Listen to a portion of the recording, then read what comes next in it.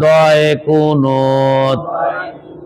আল্লাহুম্মা ইন্না নাস্তাঈনুকা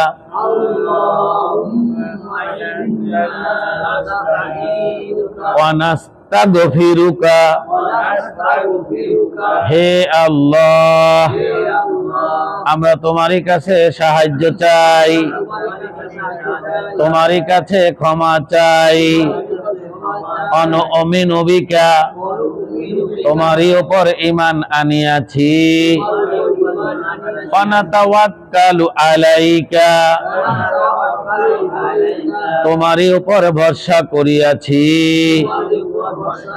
ওয়া নুসনি আলাইকাল খায়র, উত্তম প্রশংসা তোমারই জন্য করছি।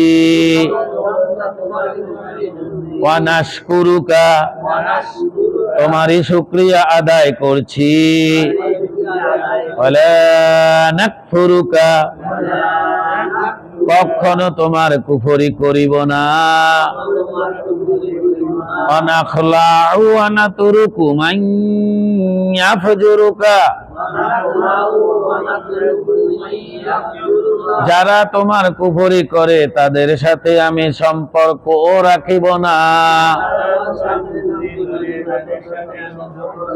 আল্লাহুম্মা ইয়্যাকা না'বুদু, হে আল্লাহ, আমরা তো তোমারই ইবাদত করি। ওয়া লাকা নুসাল্লি, তোমারই জন্য নামাজ পড়ি। ওয়া নাসজুদু, তোমাকেই সিজদা করি। ওয়া ইলাইকা নাসআ, তোমারই দিকে দৌড়াইয়া চলি। ওয়া নাহফিদু, তোমার আদেশ পালনে প্রস্তুত থাকি। ওয়া নারজু রাহমাতাকা,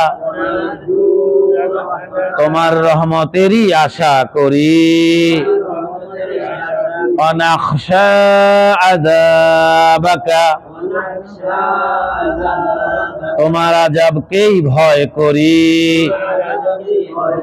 ইন্না আযাবাকা বিল কুফারি মুলহিক,